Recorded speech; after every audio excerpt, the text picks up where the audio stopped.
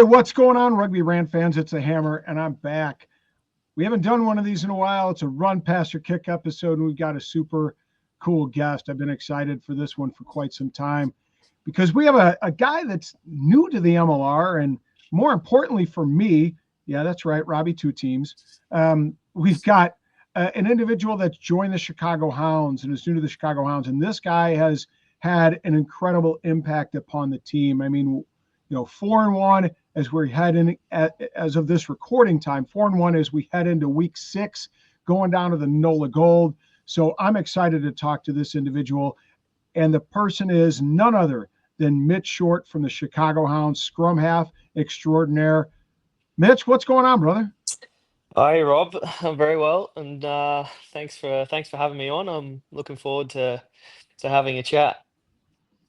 100%. We had a good chat when Old Glory came to town, and I wanted to continue it, but didn't want to dominate your time. So I figured I'd circle back with you on the run, pass, or kick. So for folks that don't know, run, pass, or kick works like this. I'm going to throw some questions at Mitch, and I'm going to prompt each question with run, pass, or kick. If he chooses to run with it, he's going to tell you, and that means he's going to answer the question. If he decides he's going to pass on a question, it means that Mitch isn't interested in getting in trouble with none other than James English or Chris Latham or Todd Dammers, or take your pick. And he's not going to answer it. But if he chooses to kick it, it's because he wants to put me on the defensive, put me on the back foot, have some fun with me, put the pressure on, as they say.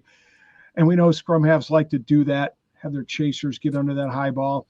And I'm going to have to answer the question in his stead. And he can grade me out, tell me I was shit, tell me I was spot on, or follow up with anything that he feels important to give it some context. So that being said, I want to talk a little bit about this man's CV before we dig into it. It's interesting. He hails from Sydney, Australia, went to Scots College, and Mitch, if I get anything wrong, don't be afraid to correct me. And I'm trying to go in a little bit of order. Represented the Australian schools. Was in the Randwick Club, if I'm not mistaken, in there, right? Yep, that's it. Yeah, a lot of boys from Randwick in the MLR. I'm going to get to that a little bit later. Yeah. New South Wales, Western Force, 7 caps, played for Rossing, 92. There's 7 caps there, I think. Played for Béziers in the French D2, where you're in 34 caps. And he's now rejoined with his New South Wales buddy, McLean Jones, Maka as he's known around the shed, here at the Chicago Hounds. Mitch, how'd I do? Did I miss anything? No, I think you're good. Just yeah, so far so good. That's quite a CV, mate. Yeah, I mean, it's actually when you say it like that, I've been around a few clubs, which is I don't know if that's a good thing or not, but no, I've been able to sort of get a taste of a bit of everything, some Super Rugby, and then over to the French rugby, which is completely different in itself, both top 14 and Pro D2. So yeah, now in MLR, so it's been a bit of a journey, but I've enjoyed it, and I'm enjoying my rugby still at this age, and I think it's yeah, as the years go on, as a as a scrum half, it's actually really diving into the game plan and the strategy behind things, and I've enjoyed that side of it as the experience is sort of built each year. So yeah, it's been nice. I'm in a nice spot now in Chicago, and I'm pretty happy. Well, if you're a Chicago Hounds fan or a member of the Kennel Club, you got to be happy that Mitch has joined us. And by the way, I mean, it's a good thing to have all those experiences. I mean, life is about the journey, man. You know what I'm saying, about the experiences. Yeah, no, it's been good. It's been very good. And of course, I'm sure he's going to tell us later that Chicago is the best city on earth. Anyway, Absolutely. so we're gonna dig into the run, pass, or kick episode here in a moment. We always want to throw a shout out to Macron, our supporter, especially their support for the Super Brew contest. Again, for folks that are involved, if you win the week, you get one of these sweet Macron hoodies that are exactly like the hoodies Mitch Short wears, except his have the Chicago Hounds. So you can join the Rugby Rant team if you're a Chicago Hounds fan and get one of these hoodies because those Hounds hoodies are hard to come by from what I understand. Nevertheless, get yourself involved. Even if you are coming into the Super Brew game late, you can still win a week of Super Brew and win one of these hoodies. But we're going to have some great grand prizes at the end of the season for first, second, third overall. But we want to get to the meat and potatoes. We want to talk to Mitch Short and his experiences traveling the globe, being a globetrotter, if you will, and landing here in Chicago after we hear a word from our sponsor.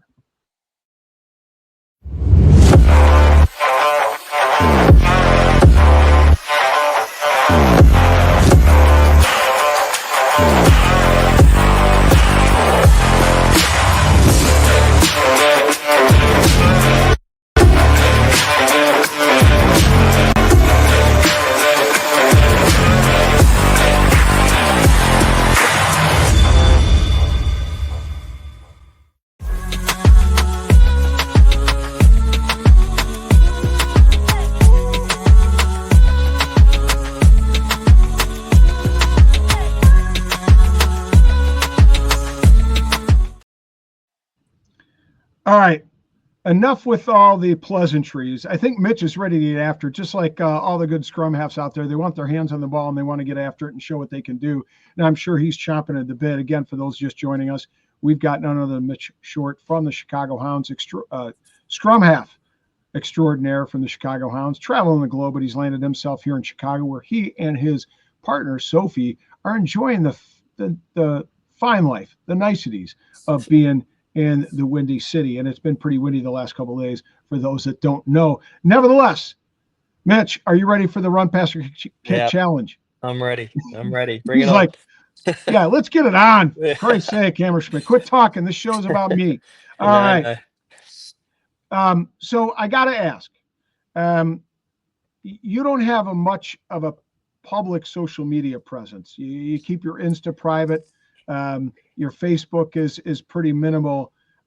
Would you be willing to let your girlfriend Sophie handle all of your social media accounts and just let her turn her loose?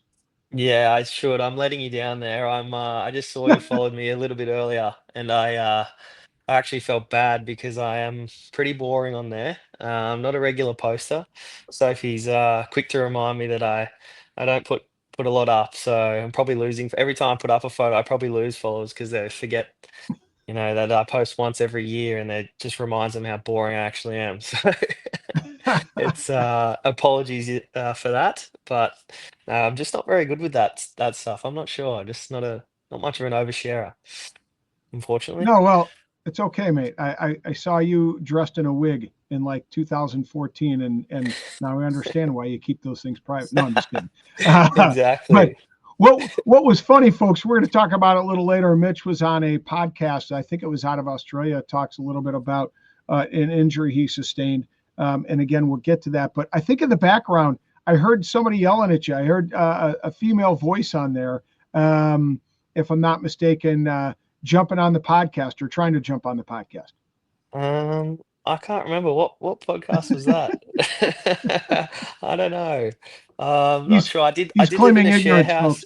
I did live in a share house when that may have been occurred. So I'll blame that on some of the other boys potentially. Okay. They must have been mucking around in the background, I'm sure. Okay. Hey, remember, you can always say pass. Yeah. All right.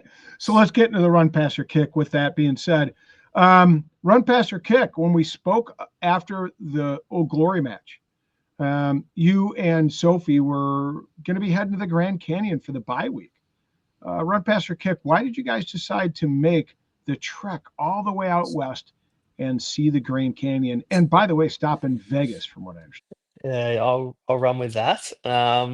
Good question. I think it was just we were chasing a little bit of warmer weather. Not that it was overly warm, but as we'd have hoped. But just had a good mix. Grand Canyon was nice. Ticked off a bit of the scenic, touristy stuff, and then Vegas just for a couple of nights, just to sort of relax and have a few drinks. And yeah, it was good. It was actually I enjoyed it. Had a bit of fun just to sort of get away. With that, it first block was pretty intense. So. Um, yeah, it was good to just have a couple days to sort of recover, and then yeah, now we're back ready for New Orleans. Well, hopefully New Orleans is ready for you guys because at 4-1, you guys are storming. At 1-4, they need a win, so it should be an interesting weekend for sure. I thought it rather interesting as I delved deep into your background, um, and yeah, I'm a bit of a lurker. I'll admit it. Um, but your dad was a yachtsman, and your family is very much connected to boating. So, run, pass, or kick. How much of an influence has boating and being, close and connected to the water?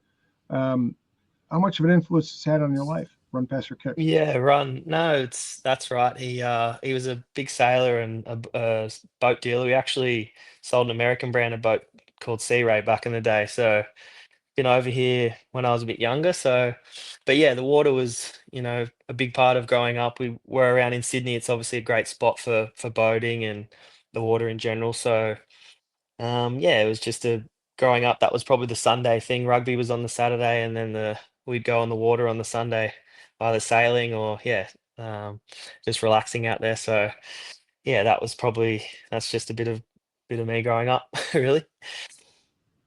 So, I got to ask you then, as a follow up to that, just out of curiosity, obviously Lake Michigan, right here. I mean, you could probably see it from where you're staying, where you've made, where you call home.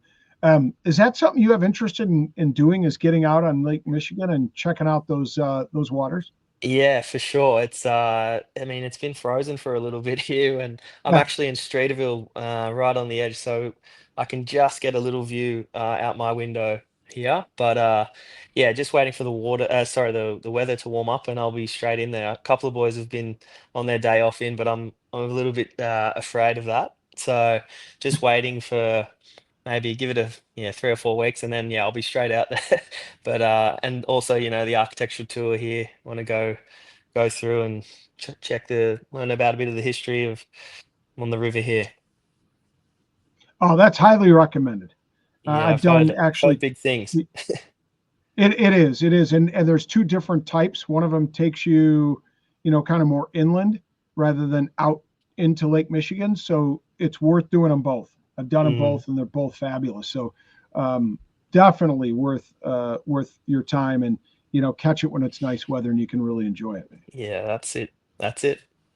Yeah, yeah. So are you can sail yourself? Are you capable of sailing a small vessel? Yeah, small. It's been a while.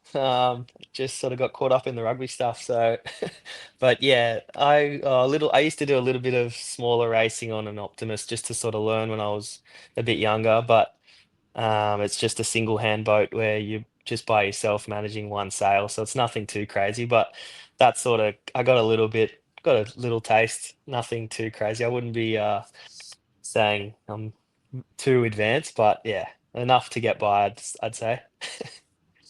Yeah, for sure. Well, it's interesting because my in-laws have a place up on a lake in Wisconsin, and we had talked about some of the waters in Wisconsin and Michigan. Man, there's some fabulous opportunities to do some small boat, sailing if you're really into that. If you enjoy it, I'm sure it'd be Yeah, a hoot for you. yeah, that'd be good fun. Um, Yeah, yeah. So if you get a chance this summer, if you and Sophie are around, that's definitely something you all should take advantage yeah. of. So getting back to the questions and run, pass, or kick, you kind of mentioned just there for a moment, just rugby, and it kind of took over aspects of your life. And I want to dig into that just a little bit more because what I found interesting is that it's clear you were born into a sporting family. You were influenced, obviously, by your dad, who was a yachtsman, but also it's apparent in your family that folks in your family, some of them played league, some of them played union. So, run, pass, or kick, what made you gravitate towards union? Run. To be honest, it was just my schooling experience. I was fortunate enough to be able to go and head for Scots College in Sydney, which was, quite a well-known rugby school. And then from there, it just probably initially I was actually, I played league growing up.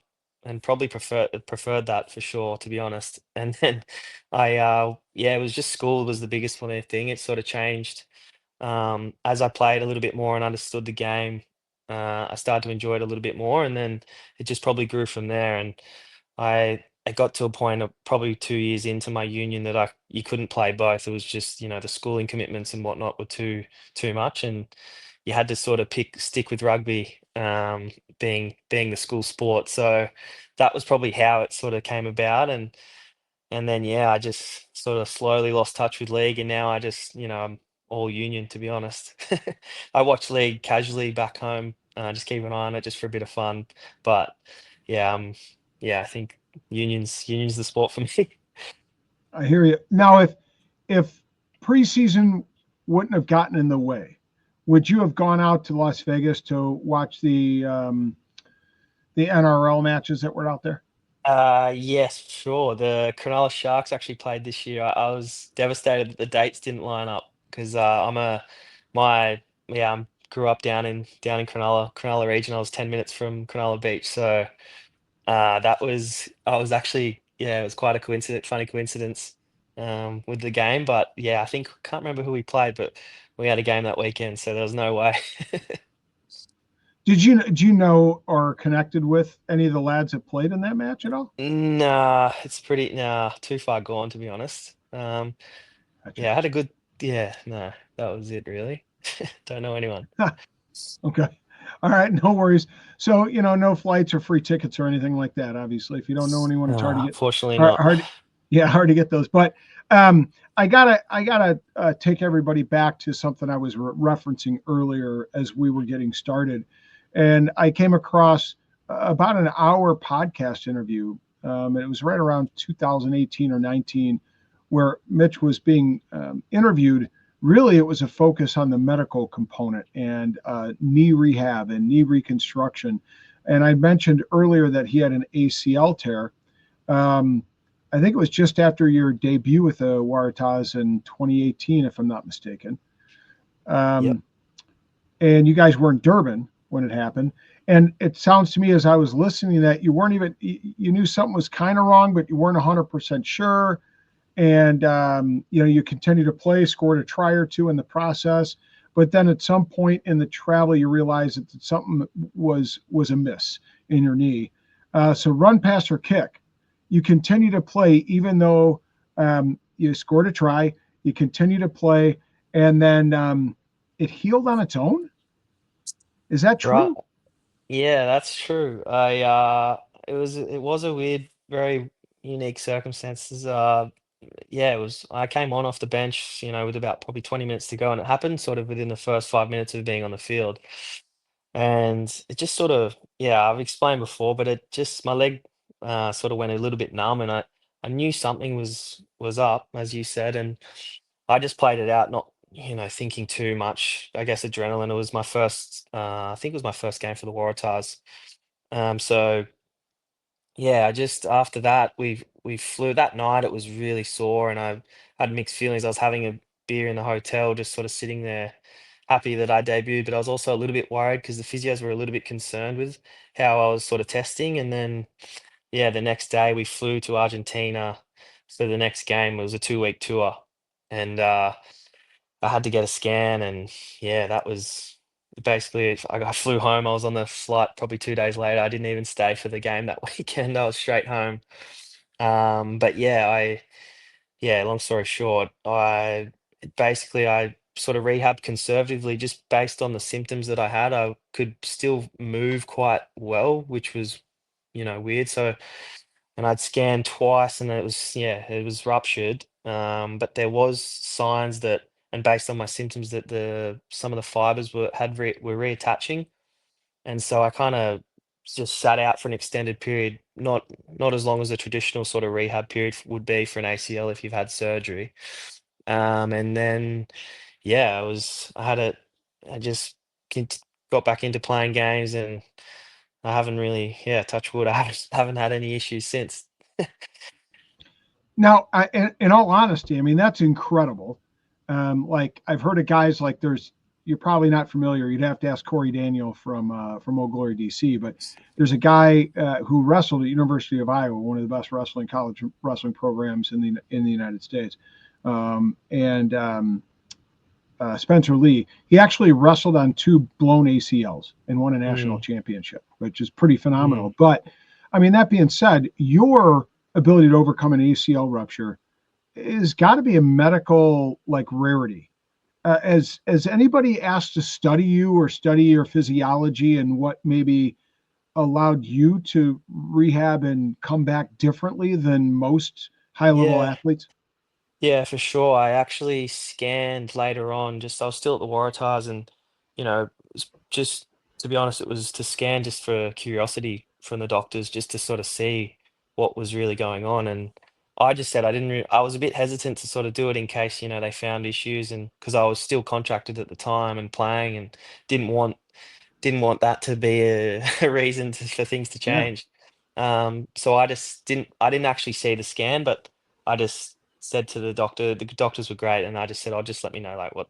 And all I got a text was just saying it had fully healed. And so I just since then I've just run with it and I haven't really worried. But yeah, I just when I did it, I didn't really, as you see, the traditional when people do knees traditionally they can't even walk and their knee completely blows underneath them, but blows out, sorry. And I just didn't have that. So it was quite, it felt weird at the time to actually go and do surgery based on how I sort of was feeling. It obviously was really sore that night and a couple of weeks on, I had some swelling, but the swelling wasn't major. It wasn't too crazy where I was really stressed about it. So I just kind of went with that approach. But yeah, for sure, I'm in a there's a few books. People obviously with ACLs, it's always an interesting story because people are trying to reduce, the amount of time spent off the field or whatever they may be doing sport wise or just even normal, day-to-day people, going about their lives. So yeah, there's a book called Pop. Little plug there for there's a few stories, a mixture of athletes, not just myself, but just of their knee journeys and it was, I guess, just to sort of spread the word about, there are different cases and just to sort of highlight that and, not every story might relate um to to you, but there's a bit there for everyone if you do have knee, if you're into that stuff. Now, are you a test study in the book that's discussed? Yeah, yeah, they use my one. Really? There's a mixture. It's Australian. Yeah, there's just a mixture of Australian sportsmen and skiers and cricketers and other rugby people, and it's just a bit of a AFL back home, which is massive. And there's just a Right. few stories on their rehabilitation journeys and just sort of. I'm pretty sure they're predominantly ACLs, but yeah, it was just sort of just to sort of shed light on it, I guess, and help people if they needed to, trying to find working out other approaches to their rehab. Now I got it. This is incredibly intriguing to me. Just obviously, you're around sport enough, and you know people, or you know, you yourself has had a knee issue like this, and you just become interested in. So I'm curious. Did the doctors attribute to anything in your physiology? Like I know I mentioned Spencer Lee earlier. Like what they were saying is that the way his muscles around his knee had developed just was a little bit different and was allowed him to provide stability to the knee, which is like you Mm. said is a problem for most people when they injure him. He had that stability, and so it didn't bother him. I mean, he just had to deal with the pain, not necessarily instability. Was there anything that they told you about your physiology that they said might have Yeah, attributed? I mean, they thought that was, I mean, I feel that had a little bit to do with it, but I just couldn't put it down to one certain thing. I just, yeah, however my knee functions and, you know, your quad, how that works, it could have Right. been anything. That there was no real explanation, really. There was just the focus was more so around the rehab was just trying to get that, without getting too technical, just that quad sort of control and being able to actually, flex your knee essentially, flex your quad, sorry. That was sort of your greatest protector for your knee, being able to sort of activate your quads and your hamstring and Hmm. calf and everything was strong around that. I think you set yourself up, and I that was kind of how it kind of came about with my rehab. It was just sort of focusing on that. And yeah, the doctors were great. They were willing, they trusted how I was feeling and what I was saying. I wasn't like I was lying to them, or they were obviously assessing me as well, but they were not just they didn't just throw me straight in under the knife, for the surgery, which I really appreciated at the time because I thought I didn't honestly just it didn't feel they left it up to me, but I just didn't feel it needed it, and I'm glad because yeah, I mean I played probably 3 months later. I did play a couple of weeks later, but I then spent, sort of a couple of months out and then came back instead of spending, the whole year out, which was Right. huge at the Right. time, I think, because I was off contract. So Wow. yeah. Wow. An amazing story. Amazing story. Thank you for sharing it with us, because I think it really sheds light on injury and the importance of listening to your body. Sometimes as athletes, we need to do that a little bit more often and pay attention to what our body's telling us, right? Mm. So with that, folks, we're gonna keep the engine moving forward here, but we're gonna change gears and we're gonna go with the quick tap here. And the quick tap, again, for those that don't know, it's a this or that, cats or dogs. And Mitch can explain it. He can not explain it, but the one thing he has to do is answer. He cannot pass. He cannot kick. So we've got a couple of these coming his way, and there's a little bit of a theme here, I suppose, but we'll see what happens. I'm curious as to how he answers some of these questions. So we're going to start with a quick tap. I hope you're ready for it. So here we go. We talked about the fact you're in the Grand Canyon, so I have to ask, first choice vacation. So first choice vacation, ocean or mountains? Ocean. Ocean. All right. True, Yeah. true. What do they call them? Sydneyans, Sydneyans, Sydney Cider. Yeah. Sydneyite, Yeah. Sydneyite, whatever. Okay. All right. Here we go. This one's an important one. The Hounds fans are going to listen closely to this to hear your answer. First choice, Windy City cuisine. All right. First choice, Windy City cuisine. Chicago dog or Chicago deep dish? Uh, would you believe I haven't had a deep dish yet? How bad's that? It's been Oh, excuse me. I got to so. I guess get that I thing out of can't my say that, back. can I? So what was the other one? Chicago dog. The dog. Yeah, that'll be me. Sorry. I'm due for the deep dish. I'm just trying to. Heard it's quite heavy, so I'm just trying to pick the right time to do it. It is. I mean, I like a good slice, and I can only hit about one or two max if I Yeah. really want to push myself. It is thick, but oh, so good. Yeah. Yeah, try it deep dish. Pizzeria Due. You're downtown, so check out Yep. Pizzeria Due. Okay, will do. Yep, yep. All right, I think that's in River North or right around that area. So check it out, and then Perfect. head on over to Buddy Guys over there. Yep. Yep. Yep. Yep, to check that out. All right. Um, Here we go. This one's going to test you. And, some of your teammates may or may not be listening. I don't know. Hopefully, I don't get you in trouble with this one. First choice road roommate, Maka or Whitey? Both Australian. You have to choose.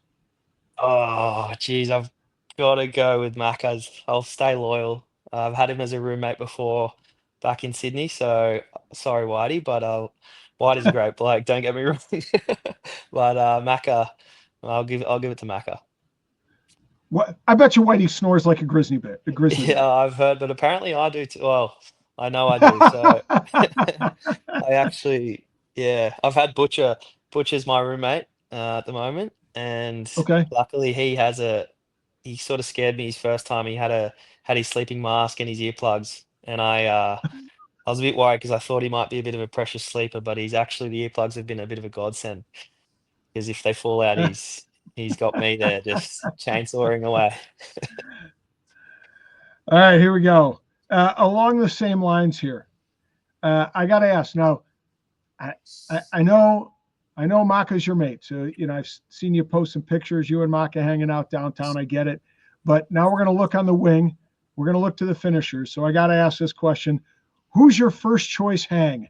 Is it Nate Augsburger or downtown Noah Brown? Oh, geez, that's well, downtown Noah Brown, I think.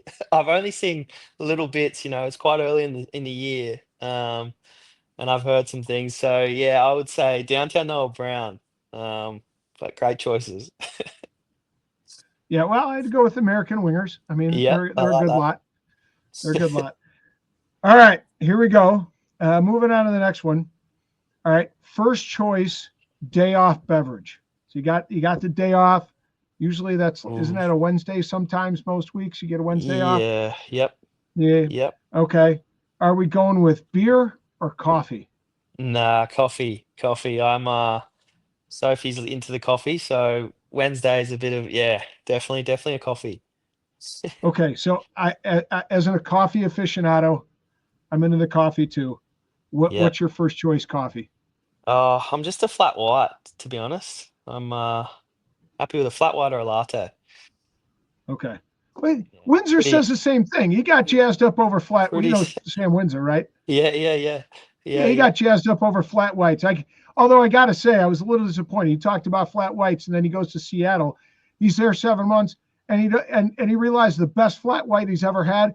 Was He it? like Where did was it? did it was a place around the corner which he didn't discover for like Oh seven no. months of being in Seattle. Yeah, that's tough. Yeah, That's tough. I'm yeah. on the lookout. If you got any recommendations, just send them my way. So yeah, Rivers and Roads is Okay. actually a place owned by a Hounds fan. So, Okay. yeah, Janine was Wiskowski, if I remember, if I pronounced her last name right, and it's a downtown joint. Okay, And you might perfect. appreciate it because the theme of Rivers and Roads is all like national parks. So you've got, you guys just came back from the Grand Canyon, and you got the national park scene to check out Rivers and Roads. It's from what I understand, quite good. So, Perfect. um, Perfect. and Thank then you. if you're hitting your own, if you're brewing your own at home, right? You're doing a pour over, you're making your own flat white or something like that. You got to go with Intelligentsia. Okay. Solid choice here in the States. Okay. Intelligentsia coffee. Okay. Um, Thank yeah, you. yep. I like Black Cat. It's pretty solid. Okay. So yeah. All right. No, very And useful. Thank you. yeah. And I'm picky as hell. So you can bank those ones. You can bank them. Perfect. All right. So, all right. Last one. Okay. And again, at the risk of you irritating some Hounds fans out there, I still got to ask this Oh no. question. Yeah. Yeah. What's your first choice Hounds kit? So, Lates Ooh. comes up to you and he says, "Hey, mate, today we have the option of wearing hoops or greens. Which ones are you going with?" Oh, it's tough. That is tough. I enjoy the variation, mixing it up week to week. Uh, I think the hoops. I'll go with the hoops. Like the white. The white looks nice, I think. With a touch of green. So yeah, I'll go with the hoops. Solid choice. All Yeah. right, Hounds fans, Mitch Short is batting 1,000 in my book, so you can take that to the bank. Yeah, I like the hoops myself, and I don't know. Have you heard anything around the campfire? Some teams are doing, like the Free Jacks are doing a city jersey. I don't know. Some of the super rugby teams kind of do theme Yeah. jerseys, but we do city jerseys here. And the last 2 years, they've done like other Chicago sports teams is kind of the theme jersey. Have you heard anything around the campfire about Yes. city jerseys? Yeah, without giving it away, I think it's a different color from what have been used in the previous years. So we'll just leave it at that, I guess. But I'm not sure what round, so I can't really help you. But there will be a jersey, so keep an eye out for later in the year. I think there will be a chance that we'll mix it up. All right, folks. That's why you guys love the Rugby Rant, because you get tasty little morsels, right? Nibble on to satiate your appetite just enough to keep you going through the season. I'm looking forward to this jersey. I have heard rumors myself, and if the rumors turn out to be true, kids, it's going to be a lot of happy Chicagoans running around this town, especially if they get one of those rare birds. So, all right, thank you very much. We appreciate the little bit of variation there in the quick tap. We're going to go back to the run, pass, kick, get a little deeper into the Hounds here as we move along. Before we do that, I got to ask, and I was making mention of it earlier, run, pass, or kick. One of the stops in your career was in Randwick. Quite a few of the Oz players in the MLR, including, as we talked about, Maka Jones, your teammate, have come through that club. Why have all these players, well, why have many of the players from Australia kind of come through Randwick and then landed here in the United States? What's the attraction? What's the connection? Yeah, I think you're right. There has been a few. Obviously Stephen Hoyle's now coaching LA, so there's a few boys who I've teammates that I've played with. They're there now. I'm not sure what the link of Christian Poitevins in San Diego as well, which I'm not sure if you've had him on, but you know him. Yeah, just I guess there's just guys at all different stages of their careers. That's probably the best thing with MLR.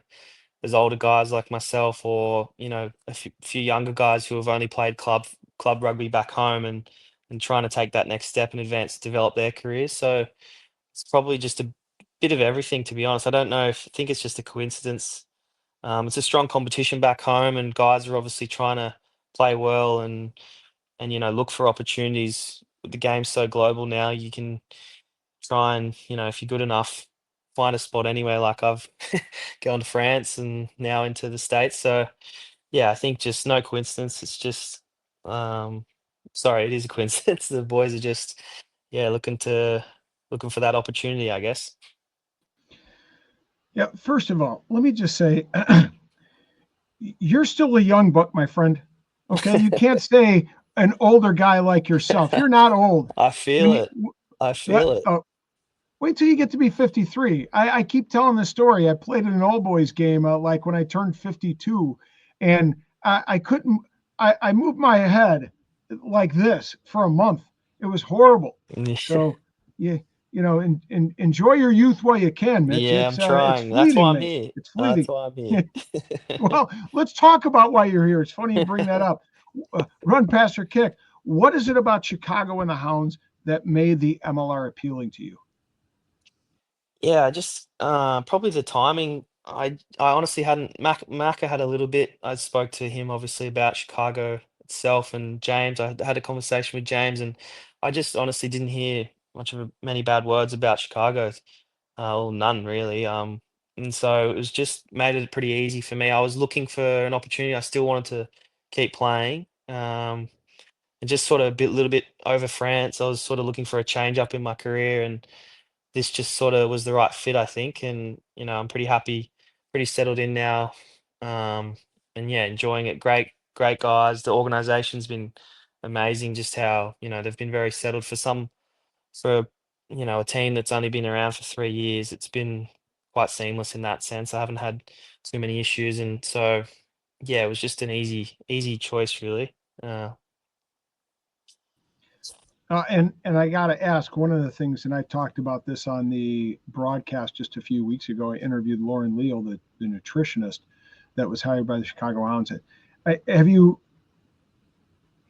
had a nutritionist involved in a setup before, like Lauren is, or is this something that's kind of new? It's certainly it's not unheard of, but a little bit of a rarity in the MLR. Is what's your experience? Is this pretty consistent with past experience? Or um, in yes, and France, not so much, but back home in Sydney, yes, like at the War at Super Rugby, yes, but just uh, I would just say like I was quite, even coming over, I probably didn't think that there would be resources such as that. That's probably a good example too. Like, the program really is, it's world class in that sense. Like, and they've been great at delivering that. They've been organized and professional as they can be, and it's been great, like refreshing just coming here where, everything's been set up quite nicely.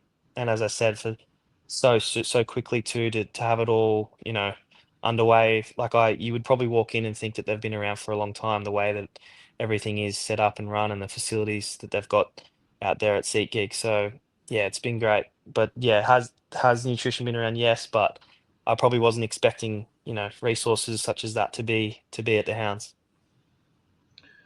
yeah, I was really impressed with Lauren and all that she's done, and I think it's made a difference, and I think it's come a long way, not only just with the Hounds and since the first season, but as a league as a whole. I want to talk a little bit more of the Hounds in the sense that coming in this year, I'm curious, okay, and I'm taking a shot in the dark here, but I am curious. You weren't a part of the U.S. or sorry, United States of Rugby docu-series that's been put on the Hounds. So you weren't around last year, didn't get to experience that, weren't involved as guys like Nate or Noah or Whitey have been. Have you watched the series at all?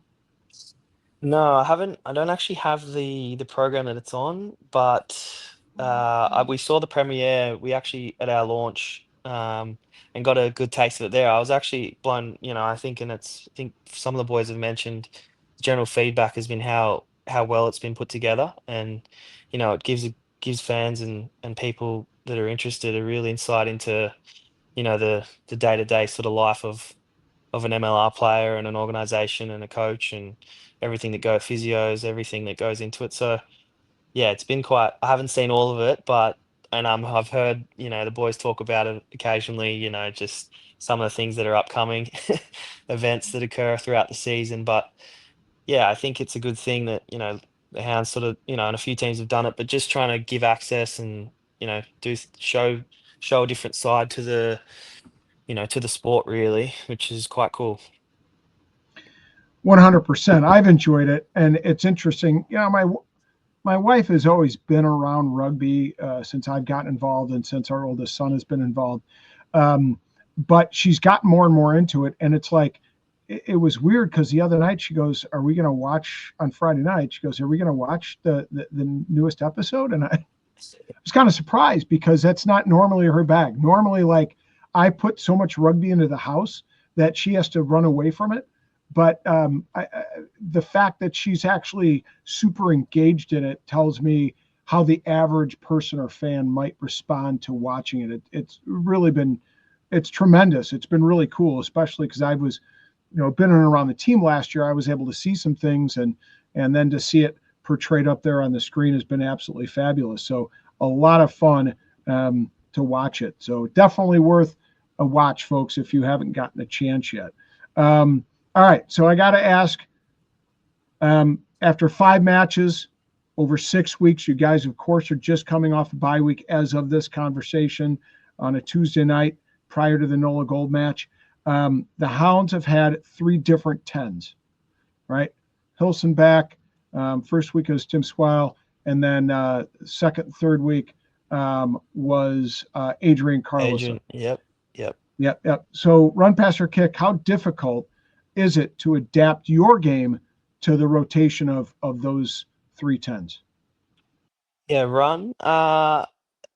Honestly, it's credit to probably the tens, to be honest, that they all are slightly different, but they it wasn't too. I didn't need to change too much. I was probably lucky that they kept me in the team. I was just happy to be out there playing. And Chris, when he came in at the time, he actually hadn't been around the group for a while, so he came into some pretty big games there too, and he did a good job. And Adrian the same, sort of mixes around 10 and 15, but yeah, my game, I tried to not change too much and just sort of, you know, be calm out there and have that let the 10 just sort of slot in and do their thing. That, in our team, the 10 is sort of the dominant one out there and they run the show and I just sort of help out where I can. So it was probably just not overplaying and, just, provide good service. Probably first and foremost so they can have the ball and make the right decisions out there. Mate, you're far too modest. You've been playing lights out this season. It's been a pleasure to watch. Quick to the ruck, quick to get that ball out, give our opportunity for our backs to, put that defense on the back foot. It's been an absolute, it's been so fun to watch, especially that close to the action on the sidelines, as I am privileged enough to be. And I'm looking forward. I'm going to be down there in NOLA this weekend, so I'm really looking forward to seeing it down there in the gold mine. Yeah, so it's exciting. All right, last question here, and then we'll let you go. We've had a great time here talking to Mitchell Short, just about his experience playing rugby around the world. Of course, reason coming to the United States, and just all the things he's gotten to experience by coming here and joining the Hounds and being a part of the MLR. So last one here, and this is a question that I'm always curious about, but I'm always afraid to ask. And I don't know why. I just am. But run, pass, or kick, your rugby boots still have a lot of life left, still a lot of years on them. But run, pass, or kick, what will life look like for you after you hang them up?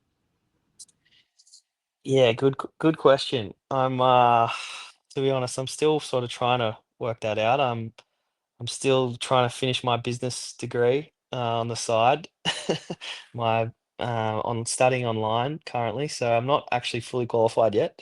But yeah, honestly, right now I couldn't tell you, but I'm pretty, it's a bit scary to take that step, but something I'm looking forward to, and when the time comes. Hopefully in an office somewhere, and hopefully happy. So, and I got to ask, there's a lot of good businessmen in and around the Hounds. Of course, Peter Burnick, amazing. Um, Again, for folks that haven't seen, as you get into the episodes of the United States of Rugby, you really get a sense that this guy knows how to build organizations, and so he would be a good mentor for anybody getting into business and looking to complete their MBA, et cetera. So, yeah, there's all kinds of opportunities. If you're looking for them here, if you're looking for them abroad, I'm sure they're there. But sounds like you have an idea where you want to go and how you want to get there. But it's just let things happen. It'll come. It'll come. You'll Yeah. find your way, I'm sure. All good Scrumhalfs find the right line and figure out how to, get to the next breakdown and find the ball. So I'm sure you'll be able to do the same in life. Yeah. So. At any rate, Mitch, it's been a load of fun talking to you just about, again, rugby and life and some of the other things surrounding what you do. And I wish you all the luck down there in New Orleans. I don't know if you guys are going to get a chance to spend too much time down there with a Saturday night game and probably leaving sometime Sunday morning, but it is a great city. So if you haven't got a chance to visit for an extended period, put that on your bucket list while you're here in the It's on States. there. Yeah, it's on there. Yeah. Yeah, it's fabulous. I'm staying a couple extra days, my wife and I, so I'm looking forward to it. Yeah. So, Perfect. But at any rate, folks, it's been an absolute pleasure. Thank you, Mitch, for joining us. We aim to grow rugby one fan at a time here at the Rugby Rant podcast, and it's because of individuals like Mitch Short that agree to join us and share a little bit of their lives and some insight into what they do here in the United States in the MLR, and of course with the Chicago Hounds.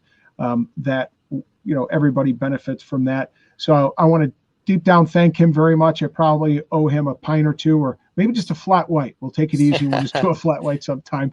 But nevertheless, folks, we'll be back with our regular episodes, and we're going to be coming back with some more Run, Pass, or Kick episodes as the season progresses. He just reminded me, I got to catch up with Poitevin. He's one of my favorites to watch, and I'm sure he's good for a crack or two when he's on the show. So I'm going to circle back with him. Get him on. And I'm going to tell you, I'll tell him you're looking to take a cheap shot at him or something like that, run around the rock if you get a chance. That's it. Next week. Yep. So, no, seriously, with that, thanks a lot, Mitch. I appreciate you joining the show. We're looking forward to seeing you this weekend down there in the Gold Mine. And folks, check back with us. We're going to have weekly episodes. And thank you so much to our friends at Macron for supporting the Super Brew contest and providing us some pretty good garb here at the Rugby Rant. But with that, we will see everybody at the next.